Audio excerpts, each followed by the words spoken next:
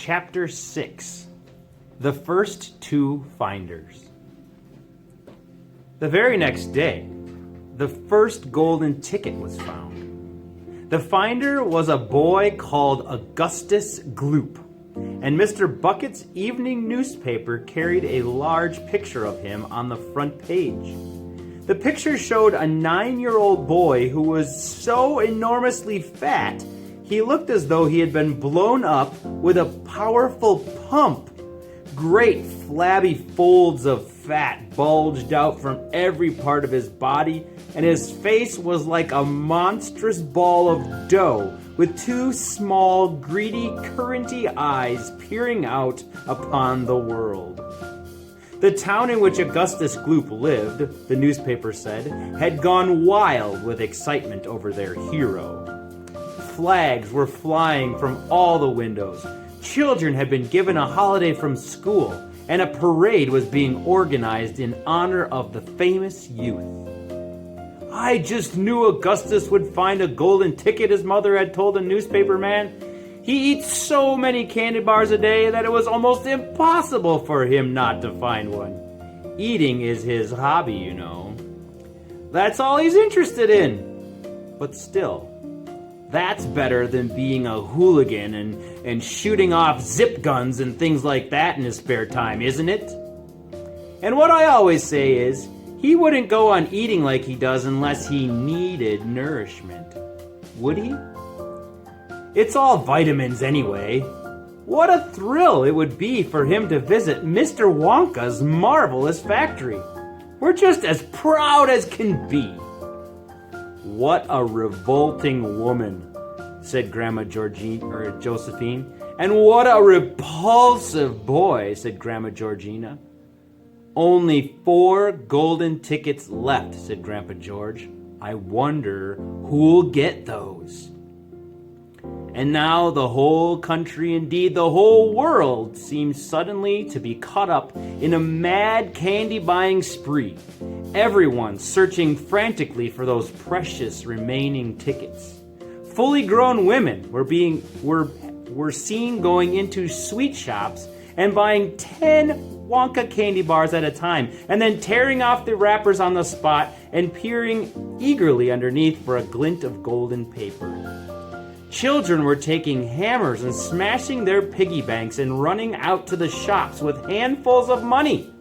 In one city, a famous gangster robbed a bank of $5,000 and spent the whole lot on candy bars that same afternoon. And when the police entered his house to arrest him, they found him sitting on the floor amidst mountains of candy, ripping off the wrappers with the blade of a long dagger.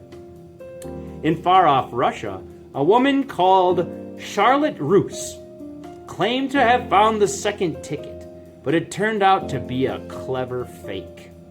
In England, the famous scientist, Professor Foulbody, invented a machine which would tell you at once, without opening the wrapper of a candy bar, whether or not there was a golden ticket hidden inside it. The machine had a mechanical arm that shot out with tremendous force and grabbed hold of anything that had the slightest bit of gold inside it, and for a moment it looked like the answer to everything. But unfortunately, while the professor was showing off the machine to the public at the candy counter of a large department store, the mechanical arm shot out and made a grab for the gold filling in the back tooth of a duchess who was standing nearby. There was an ugly scene, and the machine was smashed by the crowd. Suddenly, on the day before Charlie Bucket's birthday, the newspapers announced that the second golden ticket had been found. The lucky person was a small girl called Veruca Salt, who lived with her rich parents in a great city far away. Once again, Mr. Bucket's evening newspaper carried a big picture of the finder. She was sitting between her beaming father and mother in the living room of their house, waving the golden ticket above her head and grinning from ear to ear.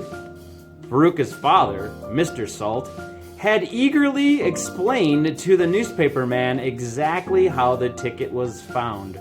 You see, fellers, he had said. As soon as my little girl told me that she simply had to have one of those golden tickets, I went out into the town and started buying up all the Wonka candy bars I could lay my hands on. Thousands of them. I must have bought hundreds of thousands. Then I had them loaded onto trucks and sent directly to my own factory. I'm in the peanut business, you see, and I've got about 100 women working for me over at my joint, shelling peanuts for roasting and salting. That's what they do all day long, these women. They sit there shelling peanuts. So I says to them, okay, girls, I says from now on, you can stop shelling peanuts and start shelling the wrappers off of these crazy candy bars instead. And they did. I had every worker in the place yanking the paper off of those chocolate bars full speed and from morning until night. But 3 days went by and we had no luck. Oh, it was terrible. My little Veruca got more and more upset each day, and every time I went home, she would scream at me, "Where's my golden ticket? I want my golden ticket!" And she would lie for hours on the floor, kicking and yelling in the most disturbing way. Well, sir, I just hated to see my little girl feeling unhappy like that, so I vowed I would keep up the search until I got her what she wanted. Then suddenly, on the evening of the 4th day, one of my women workers yelled, "I've got it, a golden ticket!" And I said, "Give it to me quick!" And she did, and I rushed it home and gave it to my darling Veruca. And now she's all smiles, and we have a happy home once again. "That's even worse than the fat boy," said Grandma Josephine. "She needs a really good spanking," said Grandma Georgina. "I don't think the girl's father played it quite fair, Grandpa, do you?" Charlie murmured. "He spoils her," Grandpa Joe said. "And no good can ever come from spoiling a child like that, Charlie. You mark my words." "Come to bed, my darling," said Charlie's mother. "Tomorrow's your birthday. Don't forget that, so I expect you'll be up early to open your present." "A Wonka candy bar," cried Charlie. "It is a Wonka candy bar, isn't it?" "Yes, my love," his mother said. "Of course it is."